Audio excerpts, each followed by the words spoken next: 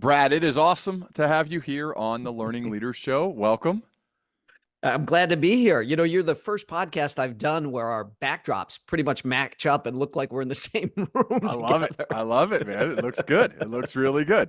So I know this may be a little bit different from the typical podcast or media you do because I focus heavily on leadership and sustaining excellence as an individual and then for your team.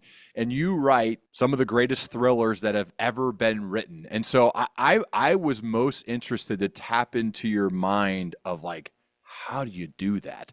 How do you write these great stories? How can leaders learn? What can they learn from you in order to become better communicators, better storytellers, to inspire people towards a stretch goal, for example? So to start, Brad, I would love to, let's start high level and then we'll drill down. What makes a great story? Okay. I was thinking you were going to ask me what makes a great leader, and I was going to roll into. We're going to do that too. We're going to do that too. Just to kind of set the table, I'm the son of a United States Marine. Okay. My dad's no longer active Marine. The Marine Corps got him out of the South Side of Chicago. He went to school in the GI Bill, started his own company. I consider myself as an author. I have people work for me. I consider myself a small business person. That's just to kind of set the table, because I actually think that your listeners and the viewers of this podcast and I probably have a lot more in common than people might think. But what makes for a great book? First and foremost, my job, Ryan, is to entertain people. So I'm your summer beach read. You take me to the lake, you take me to the pool. It's toes in the sand, book in the hand. And what makes a good book, I think, is something that people can't put down. So I love it when I do interviews and I get introduced. Well, ladies and gentlemen, the reason I didn't get any sleep last night is because of our next guest, Brad Thor. I write short, crisp, cinematic chapters. I want people to keep turning those pages. I have a cliffhanger at the end of every single chapter. So I'm in entertainment. So that's primarily my number one job, is to keep you entertained throughout the book. If I do that, then I've done my job as an author. I call what I do faction, where you don't know where the facts end and the fiction begins. I really do a lot of research for my thrillers. And I've done 23 with the current character, protagonist, Scott Harvath. And I tell people that my books are like the James Bond movies. If there's a new Bond film in your local multiplex and you've never seen a prior Bond movie, it's okay. You can go see that Bond movie. You're not going to be left behind. You're going to know who he is, what he stands for, and what he does. Same thing with my books. So, but I realize that it is show business. So on the business end of things, as an author who is putting these books together, I have to constantly keep in mind that I'm competing against, binging a series, or the thing that I hate, which is just constant scrolling, because there's no end of scrolling.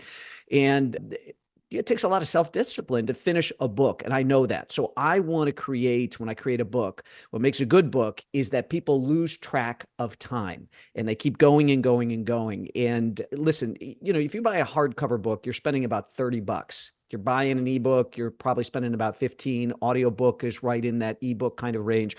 So you can go out and make more money. What you can't make more of is your time. That is a finite commodity. You could be spending that on other hobbies. You could be spending it at work, developing your business even further. You could be spending it with your family. So it's incumbent upon me to give you the best thrill ride I'm capable of, because I want you to come back. And I don't want to waste your time. And that's part of the way that I was raised. My dad, like I said, was a Marine. My mom had been a flight attendant in the 60s for TWA. And I was taught that even if you push a broom, you be the best damn broom pusher you can be. And that's what I try to bring to the writing of my thrillers.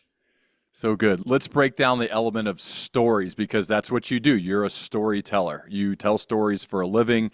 You create a world, and within that world, the characters live, and there's a constant movement and action and suspense and cliffhangers. So all that goes into it, but at its essence, right, you're a storyteller. So if you had to break down the elements of storytelling and how to do it effectively, because I think this could help all people, certainly leaders, because leaders need to be effective storytellers, I think, to move people and inspire them. What are those elements of effective storytelling? It's a good question. I think everybody is going to be different when it comes to what makes for good storytelling. A certain amount of it is just raw talent. There's two types of writers, two types of storytellers. We call them plotters and pantsers. And plotters are big outliners. They think of every single thing. My buddy Dan Brown is an outliner. I got to see the outline for Da Vinci Code. Dan was kind enough to share it with me years ago. And it was fascinating what Dan left out. And that is one of the greatest pieces of advice that Elmore Leonard used to give, the fiction author, used to give young writers. Is he used to give two pieces of advice. Number one, don't start with the weather. It was a dark and stormy night. Don't start with that, and leave out the parts that people skip. So my dad used to read Clancy and swore that Clancy got paid by the word. And my dad would skip these long passages about like how the guidance system on a missile works. And I swore that I would never put that in my thrillers, that I would leave out the parts that people skip. It's not important to know what kind of propellant goes into the missile or how a gyroscope works, in my opinion. That bogs the storytelling down. And I have to be fluid. Again, I know I'm competing against a lot of distractions, so I don't want to bore people. So it's most important that you know that there's maybe a couple of Green Berets that are hiding in the bushes and have this laser that's painting the side of a house, and that's how the Hellfire missile is going to find the house.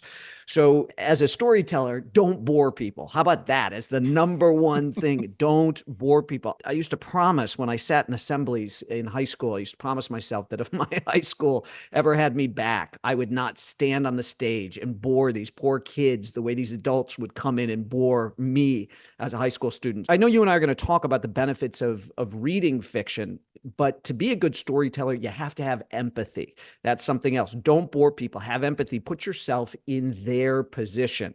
And that's what I do as a writer. I write the kind of books I would like to read.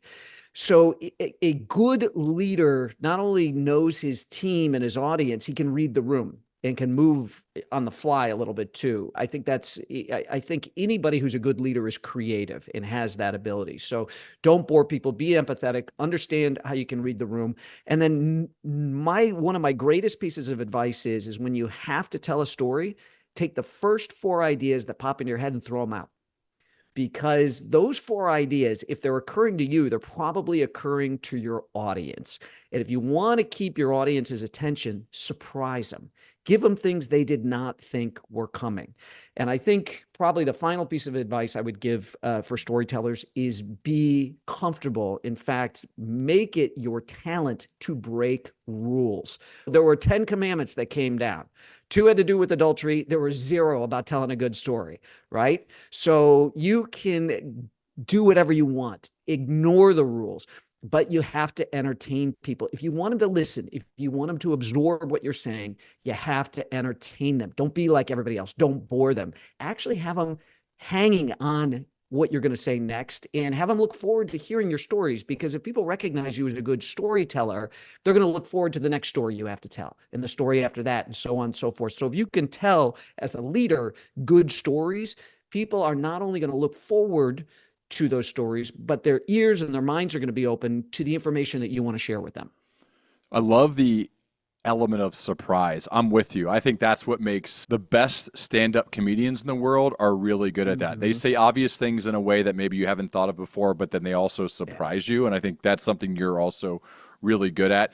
Can you think of an example, whether it's something you've read or written or watched, where it opened? Because I think the openings of stories, the openings of books, the openings of chapters, movies, shows, a quarterly town hall, if you're the CEO leading it, the opening is so important where maybe there's humor, maybe there's surprise, suspense. Usually starts with some sort of good story, though. So can you think of an example that you could point people to say, oh, okay, that's what Brad's talking about? Listen, I think every TED Talk, every good TED Talk that blows up starts with something surprising. Okay. You've got to grab the audience's attention. You've already been introduced. People know who you are. So it is that first thing out of the box. There was this old thing about Chekhov's gun. If you're going to put a gun on stage, you have to fire it by the end of the play. You can't just have a gun sitting there and never fire it. And I'm a big believer of fire the gun immediately. Fire it, shock people, grab them. Because if you grab them once and you really surprise them, they're going to expect some more surprises. And that's what puts people on the edge of their seat. You want people leaning in, leaning forward to what you have to say, leaning forward into what you have to say. So if you can really give them a bang up front, you will have them for the rest of the talk if you keep peppering in some surprises. But what you're doing is you're basically setting the bar for whatever story you're going to tell by surprising them right out of the gate. And that to me is what makes a successful storyteller. I used to love watching I believe it was on Showtime with Liv Schreiber, Ray Donovan, the series, which everything that could go wrong for this guy would go wrong. And I would think that I knew what was going to happen next. And they constantly, again, went through like the 4 things that probably came into the writer's minds and threw them all out and then started kicking around what a 5, 6, and 7 look like.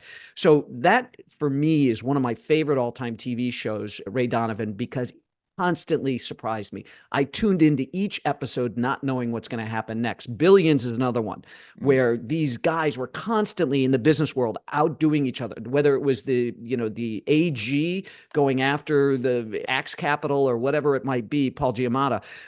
I was constantly surprised by the twists and the turns. And that's good storytelling where I'm on the edge of my seat. I don't know what's going to happen next. And I can't wait to see where you're taking me in the next couple of minutes. That's so cool. I got to tour the Billions writers room with Brian Koppelman when I was in New York to record with Brian. And that was a thrill for me just to hear, one, how he assembled that team, as well as then the process. That's why I'm fascinated by writers like you guys, because you create these worlds and these characters within these worlds, and yet somehow keep coming up with new and fresh ideas and new misadventures and new conflict and tensions to bring up, and then resolutions and then cliffhangers. It's like, how do you do that? How much of it is, were you born with this versus how much have you developed this skill to keep people on the edge of their seats? You know what? If I could have picked any talent to be born with, I would have chosen to be a singer. I love the Great American Songbook. So I love Nat King Cole and Cole Porter and Frank Sinatra. That would have been the talent I would have chosen. I've done, as I said at the beginning, 23 books in this series. And you would think it would get easier, and it doesn't. It gets harder because I have to come up with, like you said, I have to come up with scenarios for my character that he hasn't been in before. I've got to keep him fresh. I've got to keep revealing parts of him.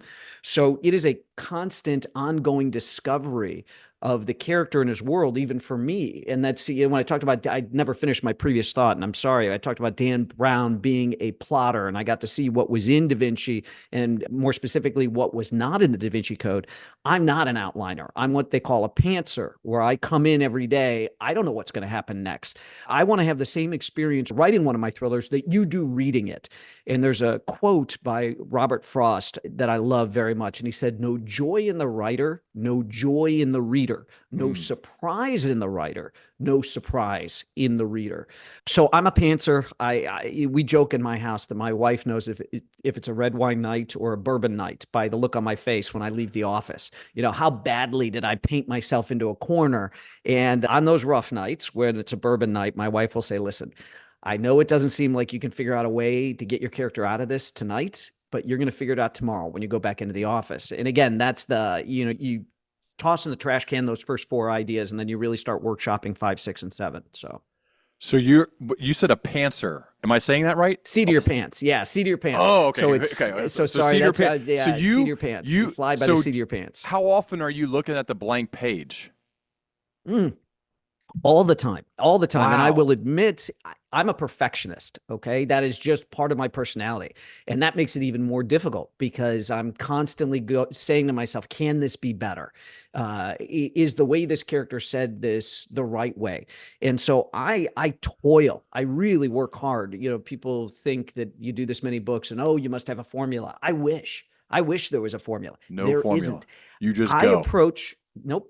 I approach every single book as if it's the first thriller I've ever written. And I ask myself, is this idea and the execution of the idea good enough to get me a contract with Simon & Schuster? And will it land me on top of the bestseller lists across the country? So I am always only as good as the most recent thing I've done. I got a great big body of work, 24 books in total, because I did a spinoff series called the Athena Project one year about an all-female Delta Force team. But it's always about how good is the most recent thing I've written, and then trying to get better with next year's book. Are you always only working on one book at a time, or do you sometimes have multiple ideas working on multiple books at a time? I've got more ideas, I think, than I'll ever be able to put in book form in my lifetime.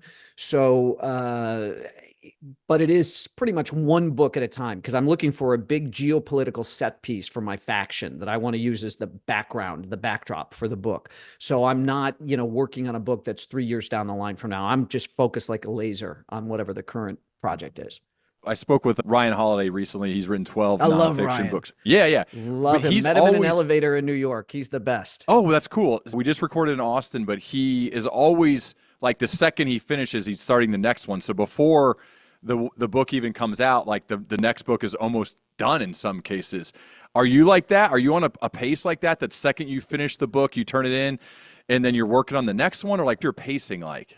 I mean, so first, Ryan does nonfiction, I do fiction. Right. And I tell people it's like the difference between NASCAR and Formula One. They both have four wheels, they both go around a track, and that's where the similarities end. Yeah. So, I mean, I joke around about Stephen King too, that Stephen King he creates his own world as he goes. Me, because I'm doing stuff like Clancy and Ludlum, that kind of espionage thing and special operations peppered in there.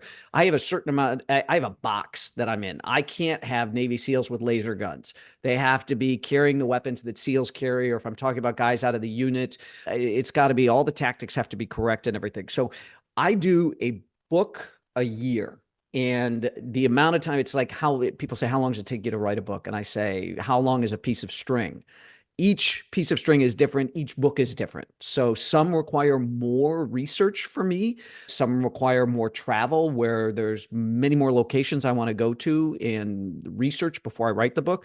So everyone is different, but I'm under contract with Simon & Schuster to produce a book a year. So each book takes a different amount of time. They're like kids. Every single one is different. So, and then when I'm not writing, I'm reading Ryan's stuff. Believe it or not, I just shot a video this morning for Amazon and Simon & Schuster in India, and they asked me to recommend 3 books, and the first one I recommended was "The Obstacle Is the Way" by Ryan. I'm a huge fan and ambassador for Ryan's work.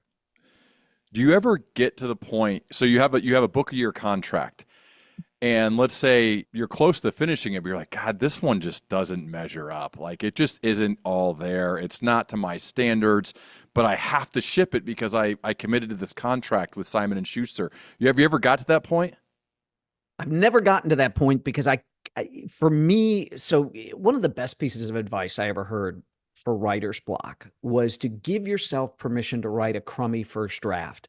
Yep. And what that does is it kind of takes away that lens of perfectionism. It allows you to make mistakes and things like that. And the fact is that if you've got any talent as a writer, you're not going to write a crummy first draft. But giving yourself permission to do that, permission to fail, helps to kind of open up the tap a little bit more, so more of the water comes out. But no, I am writing the book for myself, so I'm not going to write garbage and get to the end of the book and go, wow, this whole book sucks. It's going to be to my standard. And every year, whether the readers notice it or not, I'm trying to raise the bar. Mm-hmm. So I'm reading books in the off season about writing, about character development, about plot twists and things like this. So I'm constantly trying to improve my craft so that I get better. And I think it's because I care so much and I am such a perfectionist that I'm still at this point in my career, 24 books in, where, I'm adding to my audience constantly. And meaning me and Simon & Schuster together, we're putting up books that people enjoy and people look forward to and plan their vacations around every year. And I think that's just because of my commitment. Ryan, I don't work for Simon & Schuster. I work for the readers, and I serve at their pleasure.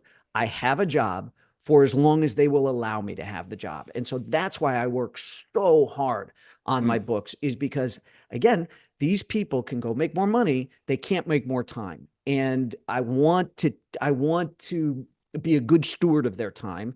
And if I'm a good steward of their time and I tell them a great story, they're going to let me go back and write another book and tell them a great story next summer. And so that's how I focus on my business. So Stephen King wrote on writing. So he wrote a book about writing, about storytelling. Good book. Have you thought about doing that?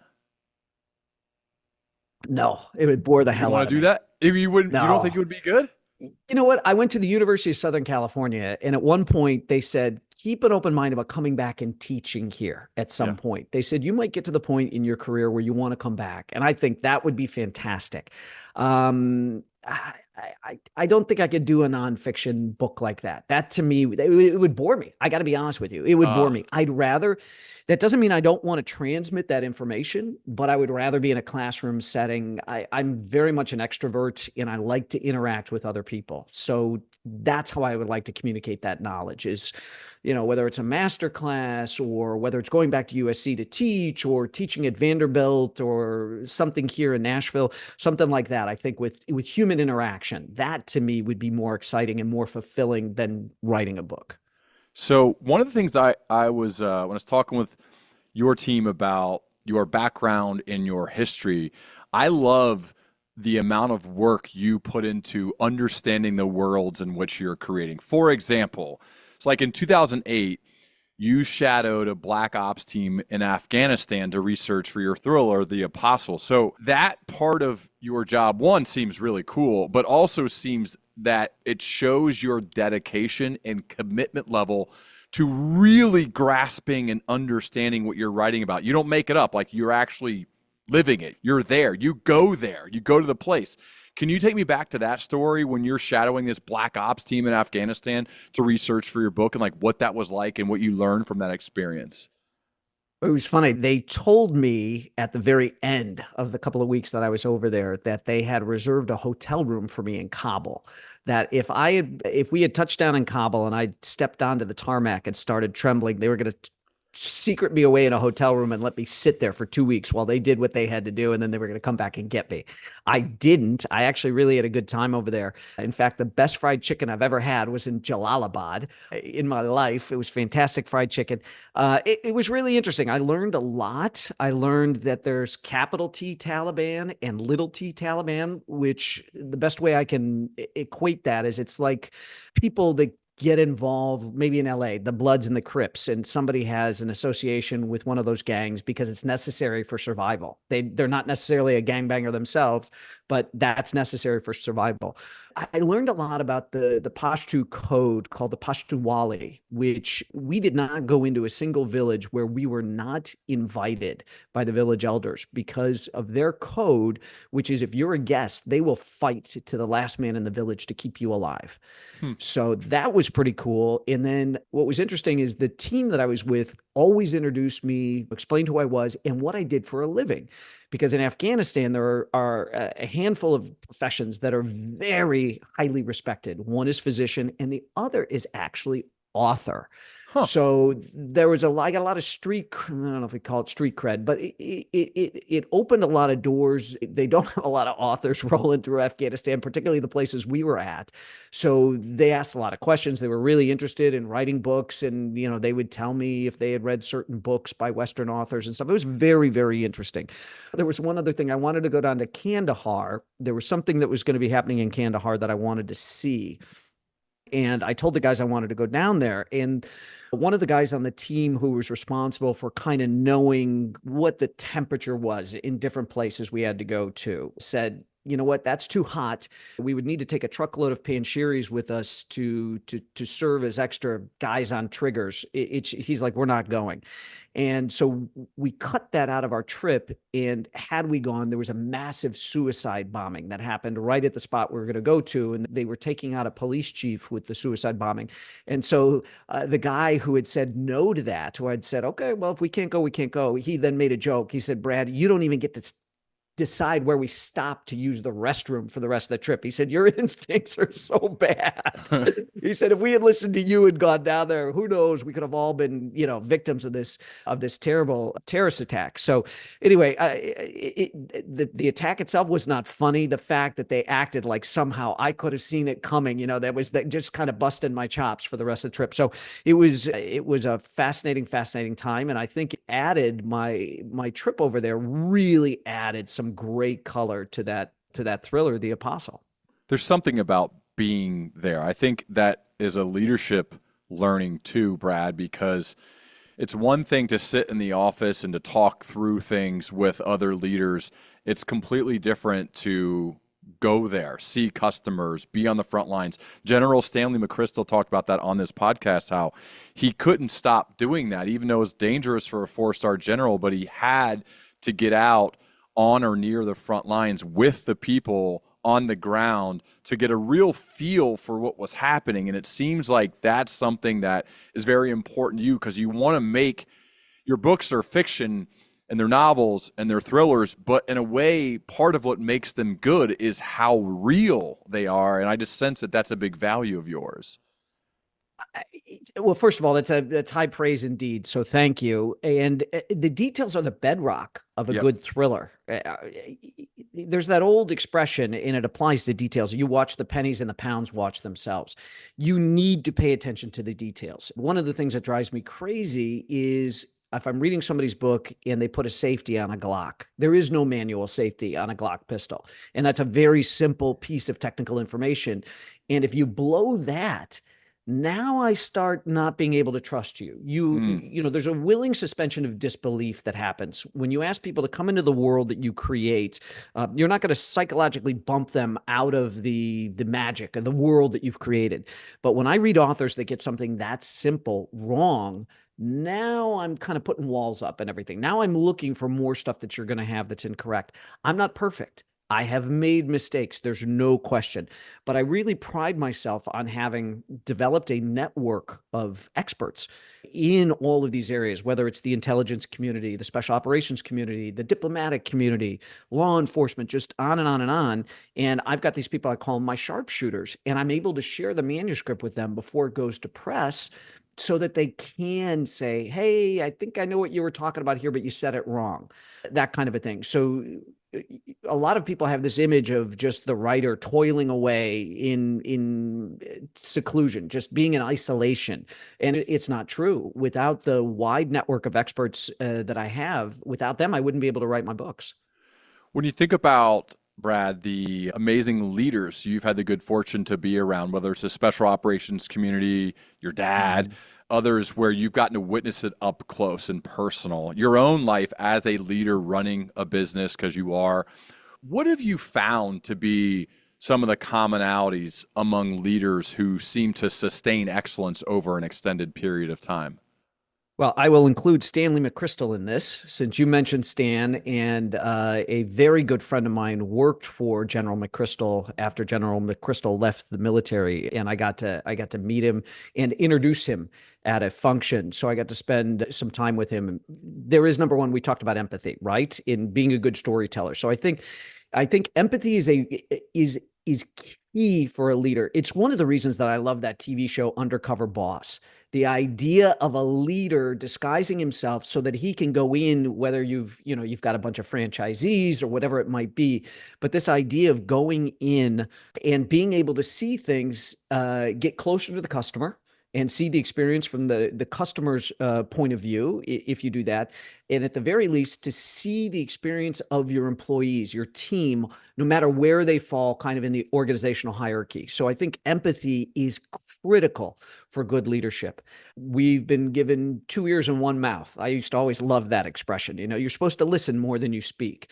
But I don't think you can get into a position of leadership without being a good listener. Because if you're not a good listener, you're not going to be able to, one, detect when there are problems, and two, fully take in the information as to what's causing the problem so you can come up with a solution. Creativity, obviously another big thing for leadership, but I'm a big believer in being able to put yourself in someone else's shoes, whether it's a member of your team or your customer, and then being a good listener, because there's a lot of stuff. Even when they're not talking, people are talking. So there's so much stuff that your team and your customers will tell you if you're willing to listen. I know authors that hate reading bad reviews on Amazon.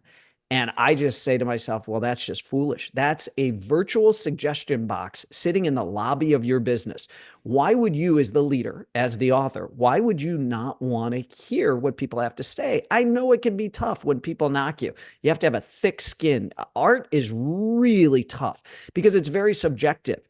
right? I could write the best book in the world and I'll have some guy go, this is the worst thing I've ever read. And I could have 1,000 people say it's the best thing they've ever read, but the one that sticks with you is the guy that's complaining.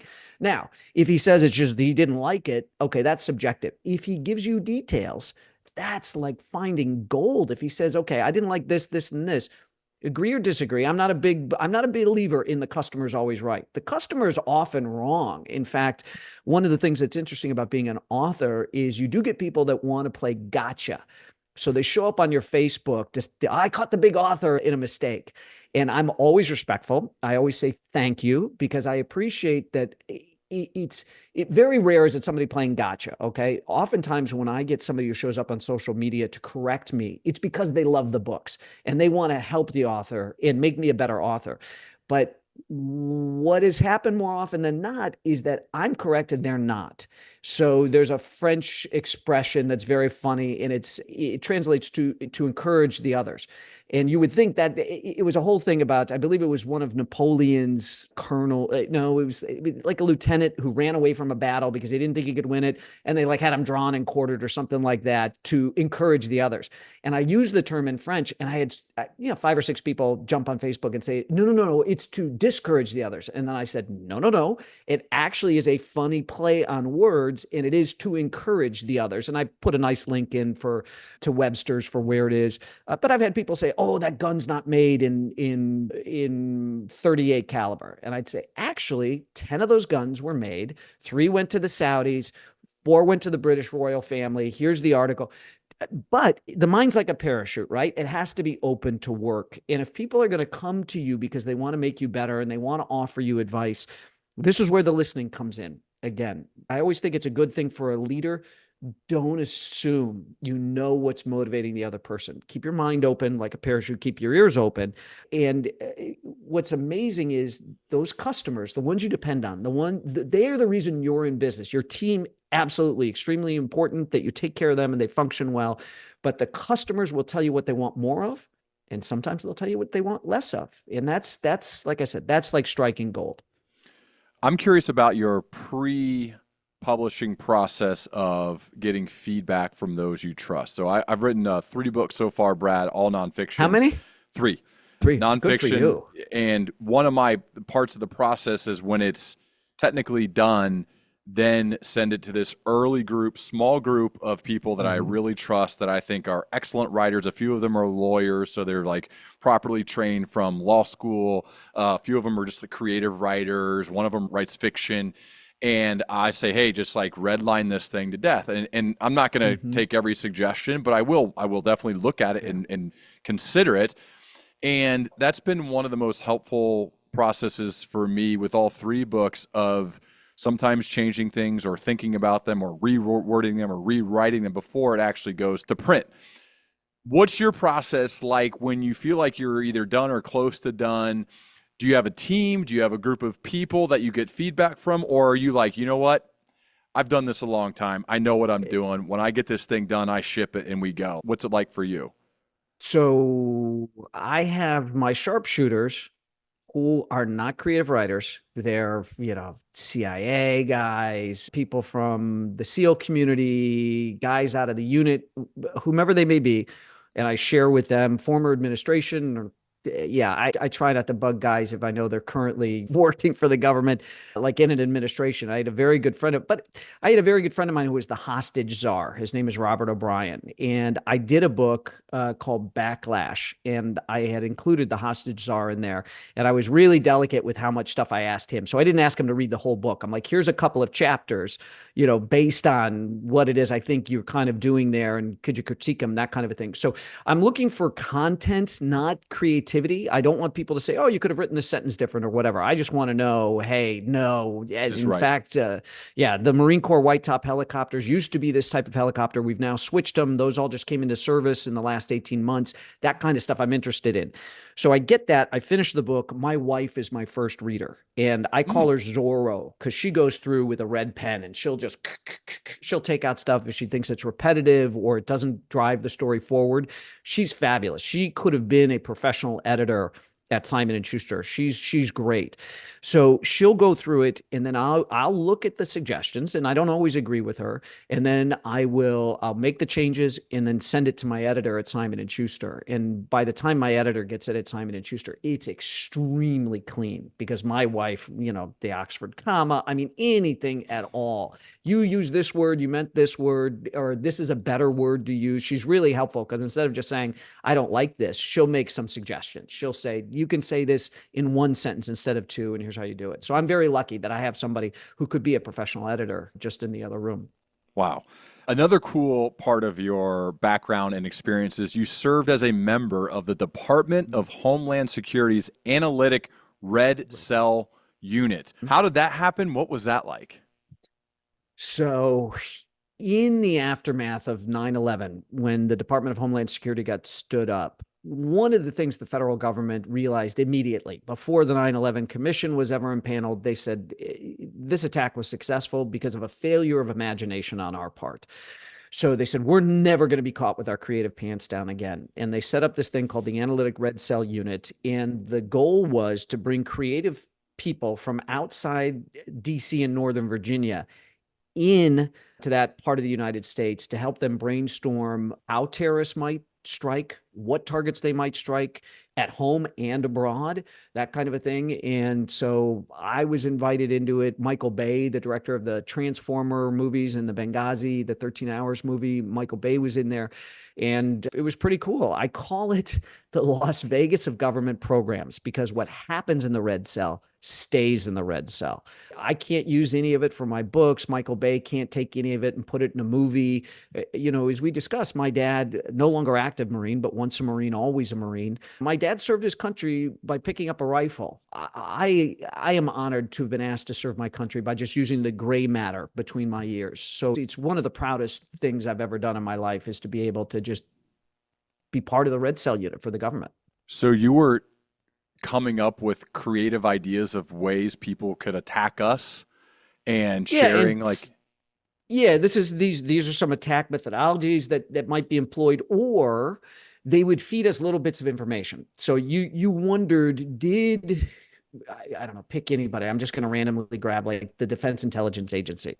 Did they have some clues where they couldn't understand how they fit together? Like, hey, we've got these Michael Jordan shoes, these kicks that were bought in Brooklyn, but they showed up in Karachi, washed up on the beach.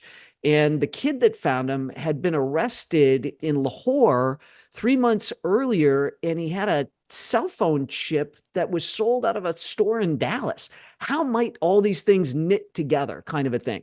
So, and we didn't know if these were creative exercises or if they were feeding us bits and pieces of puzzles that they had not yet been able to figure out what the full puzzle looked like. Wow. Was there a lot of pressure in that room? Was that tough? Or like, no, what was it like? They were actually really, really good at creative people are tough to keep focused and, and to keep them, they're not good after lunch because they all probably had a glass. Well, we didn't drink wine while we were doing this, but the creatives can get distracted very easily, but they had good facilitators who really understood because it wasn't just one-on-one. They put us in a room with a bunch of people that, we never knew what agencies the other people work for, but it was pretty obvious, all the alphabets in the soup had people there and they were really good. My wife did, when she was in medical school, she did a different track for learning called PBL, problem-based learning. And she went on to teach PBL afterwards. And I remember going to some of the PBL sessions with her. And it was very interesting on if you had somebody who dominated a discussion, there are actual physical cues you could do where you give them a little bit of your back and you don't give them the attention. And it slows them down from sucking all the air out of the room and hogging the full discussion when you had other people that needed to participate. So having been exposed to that through my wife, it was fascinating to watch the facilitators do the same thing. There's some of this stuff, the psychology into how to solicit the best out of everybody in the room. It's a real art form. Wow. So cool. For someone like you that has to be a prolific producer of something, that also, I think, translates to all leaders. Leaders need to be prolific in what they're doing each day. I'm curious about how you regularly build up energy in order to do that. You got to use your brain constantly. You got to write. You got to do this all the time, and you've been consistent for a long time. So what is your It's a good routine? question. What is your process like in order to build up the energy in order to be a prolific producer of things? So I have a friend here who's a very successful songwriter here in Nashville, and his name is John Bettis. And John wrote most of the hits for the Carpenters, and he's written for Madonna. I mean, he's just had a lot of success. And Bettis is just a brilliant guy, so creative, very, very smart, very funny. And Bettis asked me a great question once, Ryan. He asked me, he said, Brad, how do you recharge your creative battery? I'm like, what are you talking about? And he said, well, I'd finish an album. He said, I'll tell you my process. I would finish an album with the Carpenters or whatever, star I was working with. And I'd hop on my sailboat. He lived in LA at the time. And he said, I'd sail to Catalina and I'd anchor off Catalina for a week. And I didn't have a cell phone. I only ate what I could pull out of the water. And he said, that helped me reset. So in between, I love to travel. International travel is my thing. I had a television show on public television for several years called Traveling Light before I became an author. And so immersing myself in another culture always made me a better American, but being able to shut off the news and the constant bombardment that we have coming in at us. I'll put a out of office on the email and I'll actually respect it. I mean, I won't answer the emails. And I'm very clear. There's a couple of people that know if they text me, if it's an emergency, I'll do it. So that's important between projects. You need to reset, whatever that is for you. I mean, I have no idea, but for me, it's international travel. The actual writing of the books, the process, my children are gone now to college, so I've got an empty nest, but my process is still the same. I treat it like a job Monday through Friday. I get up, I work out, I get into the office by about 8:30, and then I'm here till 6:30. It's not constant writing, but it is, seat of pants to seat of chair. I mean, the water doesn't flow unless the tap is open. That's an old line about writing, and you can't you can't edit a blank page. So there's all of these great sayings about writing, but you really do have to put yourself in the chair, sit in front of the computer. My computer, you can't see. I'm looking off camera because there's a wall and I have a standing desk. I have a great, beautiful desk. I never use it anymore. I've got this standing desk that I can raise and lower all the time. And I roll my computer over to the blank wall. I don't want to look out the windows. I just have to sit there because when I write, the story plays out on the movie screen of my mind.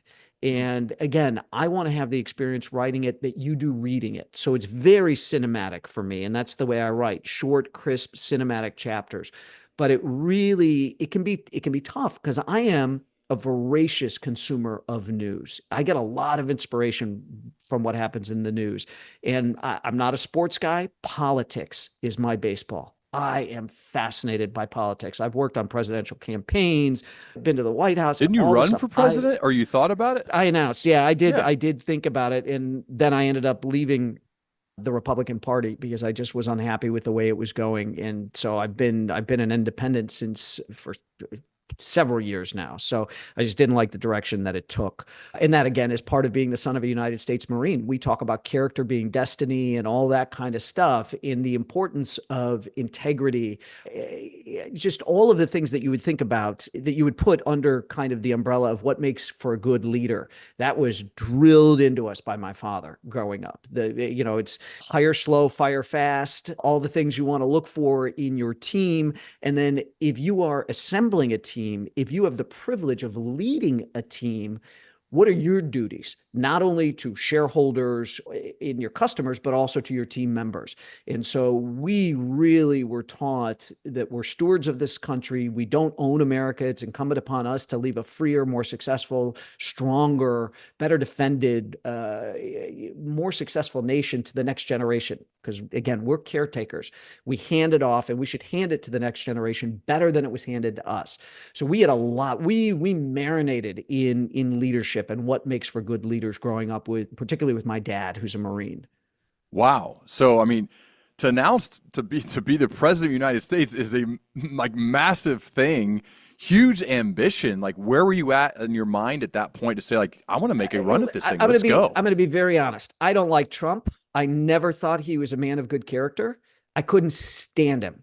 And I really don't believe that I don't want to see another. Here's where this is what I'm motivated by, Ryan. I don't want to see another 9/11 to bring us together the way we were on 9/12. I think people ask me, what do you think the greatest national security risk is to the United States? And I say the internet. The internet has been so bad for us culturally. I don't think we've reaped enough benefit. You see what Instagram does to young girls and even young men, young boys. I just think the internet's terrible. I think we're doing this interview right now via the internet. That's great. There's not enough goodness in the internet to outweigh the badness in my estimation. I didn't like the fact that people were not directly challenging Trump. He can do his word salad and run rings around people, and he just avoids answering questions.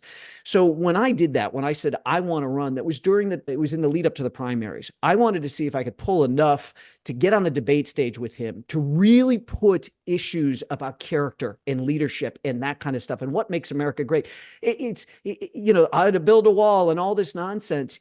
His tariff war with China, the amount of subsidies that went to U.S. farmers, it was twice as much as the U.S. auto bailout. And Americans don't know this because they don't have the attention span. Not enough Americans know. There's plenty who do. I can't say Americans don't know this, but there are so many things that I think are important. We are the greatest nation in the history of the world. If you were a soul up in heaven right now and God was saying, okay, you could be born at any time in history and in any country, but I'm not going to tell you what color you are, if you have any handicaps, what your sexual orientation is going to be, none of that. You just get to pick the time and the place you're born and roll the dice on everything else. You would pick America right here today, right now. And I think that matters. And I think protecting what we are is important. That said, I also understand this surge in populism that we've had. I mean, it's not just us. It's Brexit in the UK and things like that. There's a lot of ways in which globalization failed the United States. You have these towns where grandpa worked at the factory. My dad worked at the factory. Shit, the factory's closed.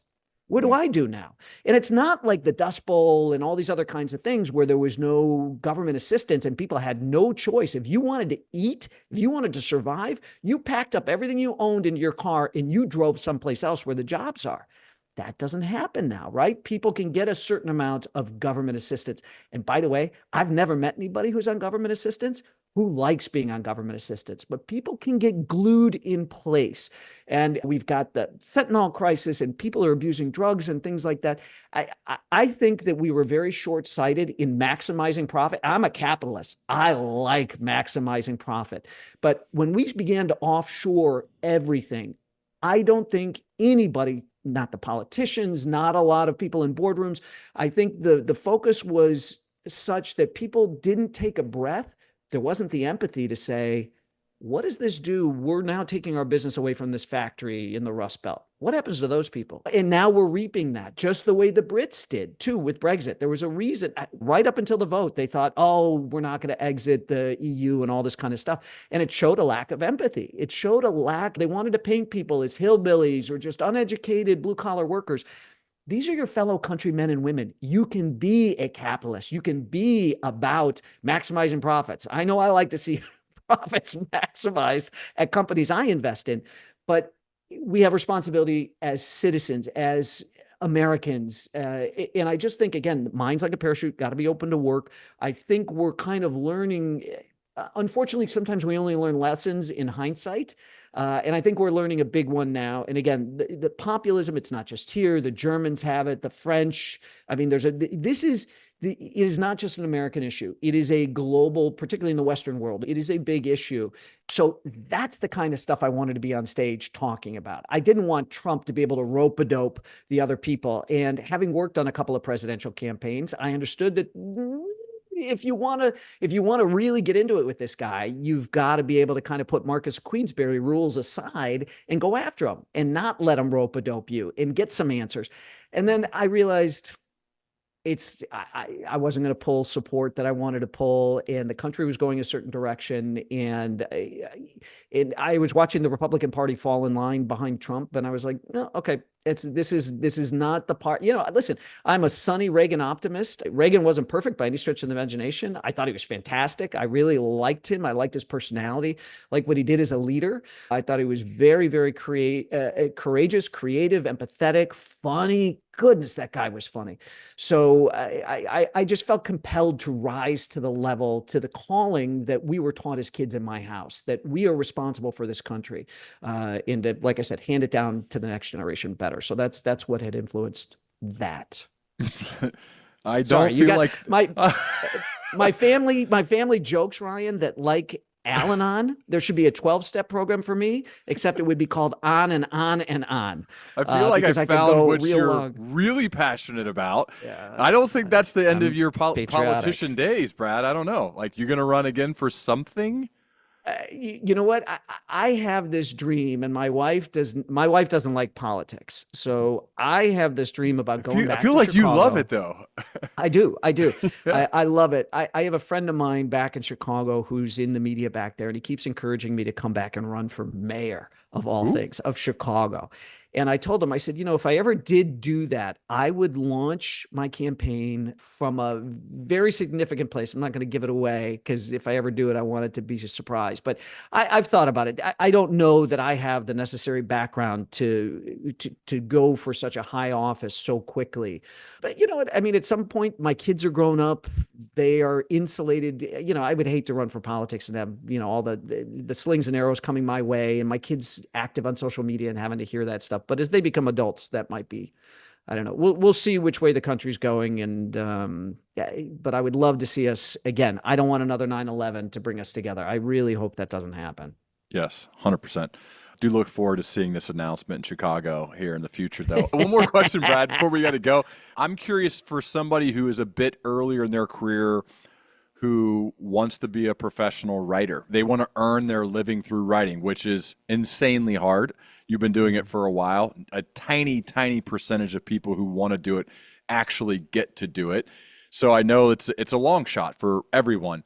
But what life slash career, because I know there's a life element too, it's not just the career part. What life slash career advice would you give to a person like that?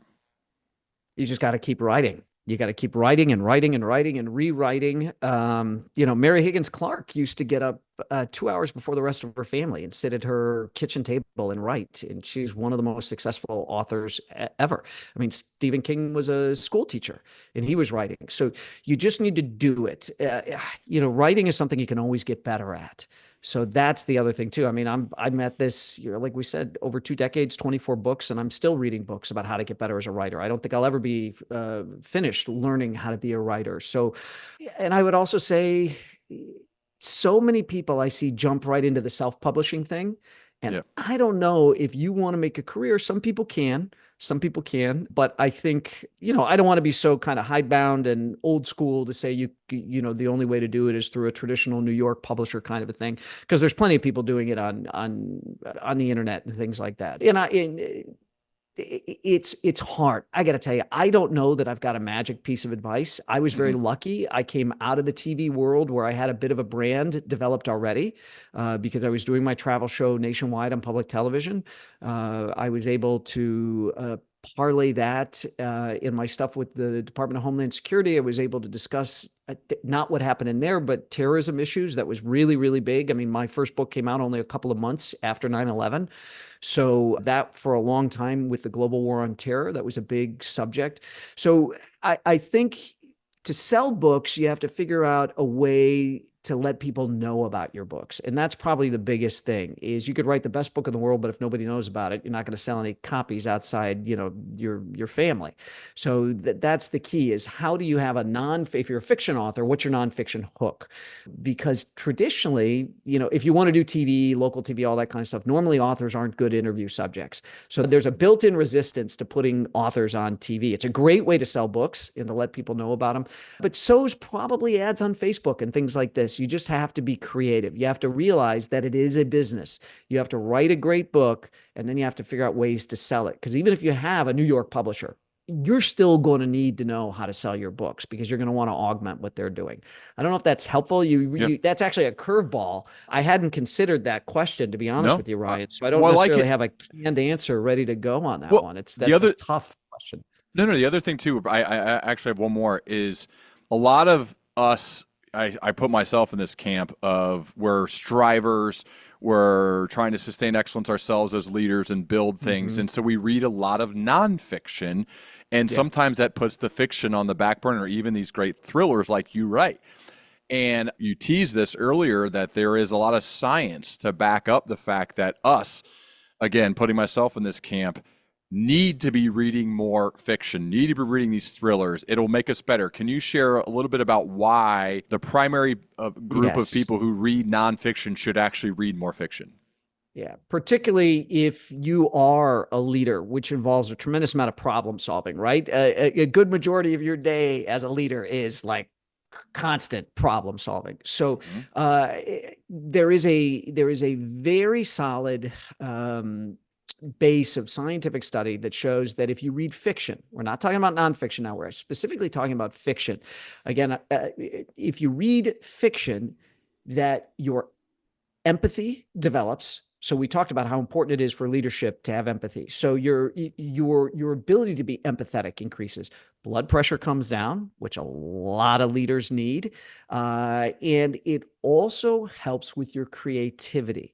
So reading different characters' points of view and all this kind of stuff, and trying to guess what's going to happen next in the book, actually. Listen, we all know your brain's a muscle. It's got to be exercised like every other muscle. Fiction exercises the brain in such a way that it contributes to great leadership skills, empathy, problem solving, creativity, and you have the added physical benefit of lowering blood pressure. So that's just some of the things that there's a good body of science out there that supports how good reading fiction is, particularly for leaders. Love it, man. And if you're going to get started, maybe on your first fiction thriller, why not start with Shadow of Doubt? This is by Brad Thor here, my guest. And then once you get started with that, I have a feeling it will make you, because like you said, these are like Bond movies.